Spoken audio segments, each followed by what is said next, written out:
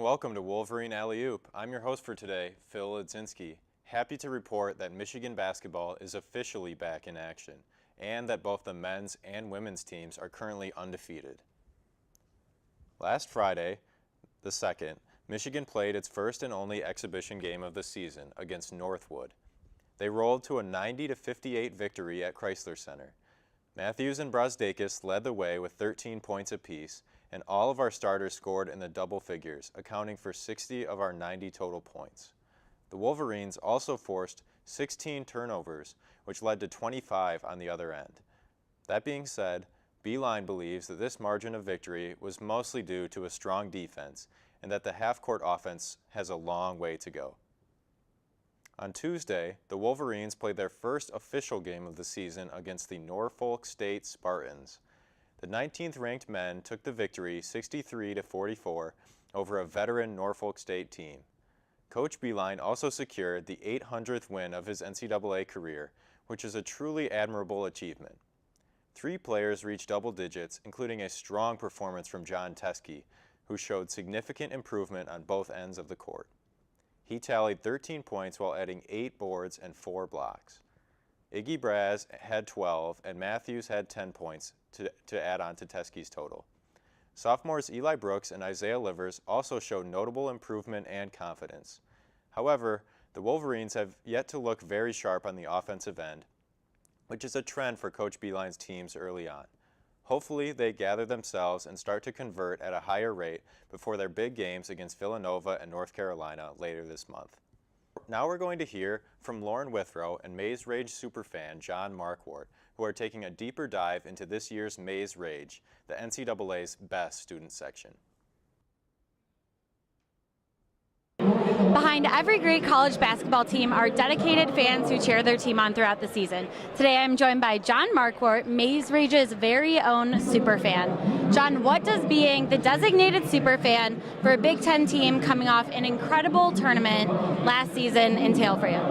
Basically, I'm just trying to keep the hype going from last year. I had a great superfan last year, Carmine, who kept us going through the Big Ten tournament, the NCAA tournament, so I'm just trying to keep his energy going to make sure all the students are as engaged as they were last year. We've got a great team, so I just got to lead them and keep them hyped.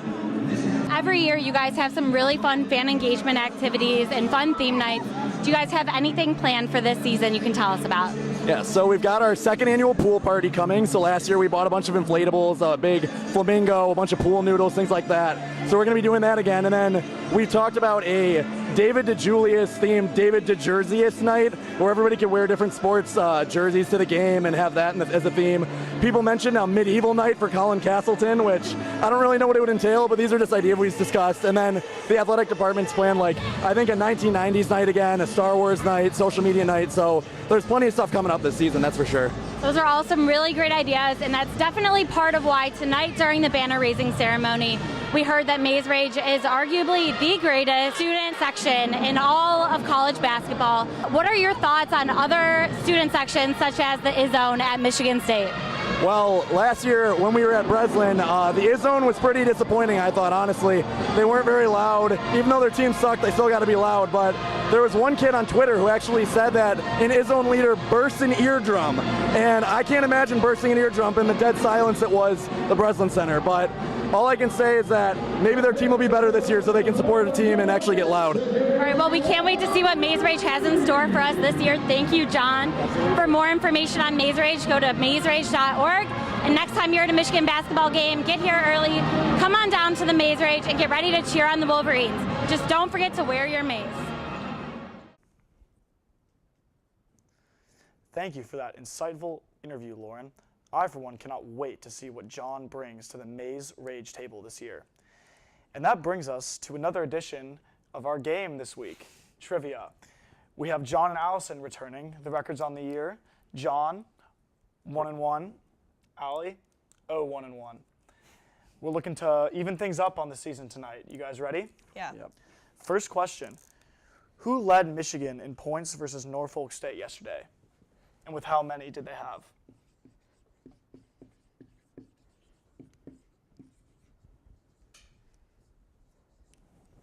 Teske 13, Teske 13. That is the correct answer.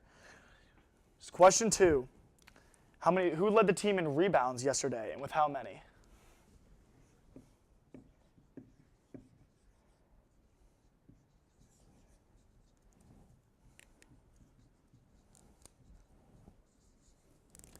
Teskey 6, Teskey and Livers 8. The correct answer is John, with Teskey and Livers having 8 rebounds. We have a score of 2-1 after 2 questions.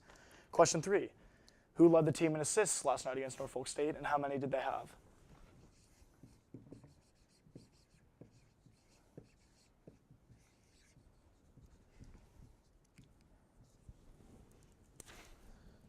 The correct answer is Simpson with 5 assists. We'll give that one to Allie. 2-2. Question 4. Who had the most points off the bench last night? How many?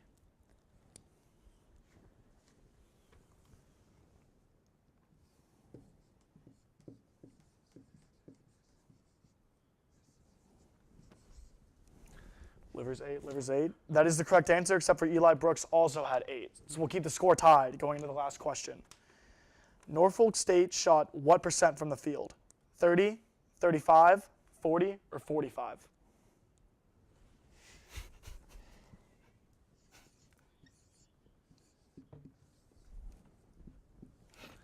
30%. That is the correct answer. So that brings us to our tie-breaking question. Once again, unbelievable competition between these two every single week. The tie-breaking question, Michigan shot what percentage from the free throw line? Was it bad? Whatever it was. I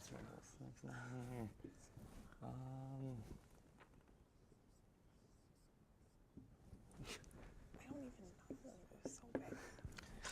The correct answer was 45%. So once again, John pulls out a nail biter to go to 2-0-1 on the year. Allison falls to 0-2-1, expecting big things to come around in the future. And that's the end of our game this week. Now let's send it over to the debate.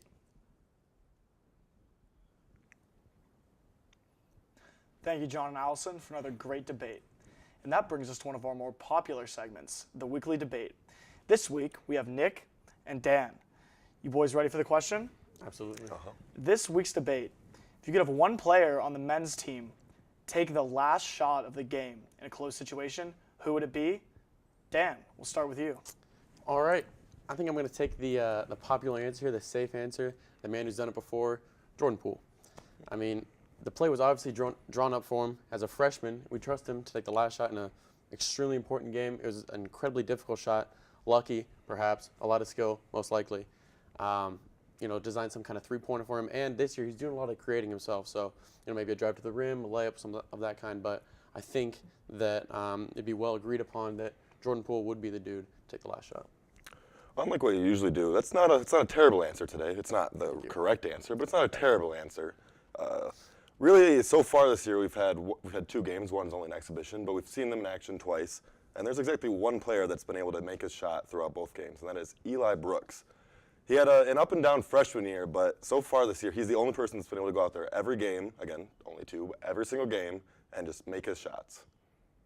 So you want our backup point guard? You think you're going to sub in our backup point guard to take They the subbed in last our backup shot shooting guard last year. To take the last shot. To take the of last game? shot in a tournament situation. They subbed in Boy, your answer my last boy, year. my boy, of course. This year, he's been playing the 2, so he could play point guard or shooting guard. Can sub him at any point, have him take that last shot, and send us to victory. If we're down by 1, you still want him taking a three-pointer? Because he's been taking mostly jump shots. So He has been, but he still has the ability to drive, and he's hit some driving layups for sure. And then even if he doesn't actually take that last shot, he has the ability to pass it there.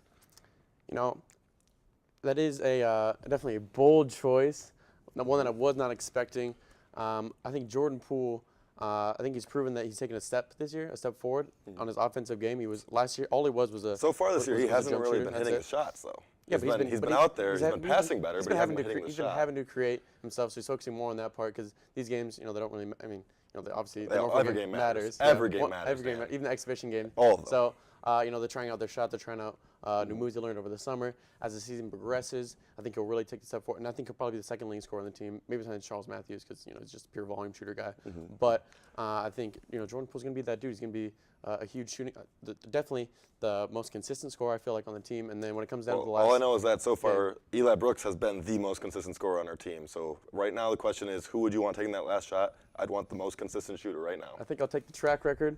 And then additionally, I like to give a little special shout out, and I'm actually calling my shot right here, right now. There will be a Teskey tip-in game winner after maybe a designed Eli Brooks shot, maybe a designed Jordan Poole shot. He'll be rolling to the rim, and he will have a game-winning tip-in. You heard it here first. Come back to the tape when it happens. All right, boys. Lots of good stuff going on. Nick, I love the opinion on Brooks, honestly.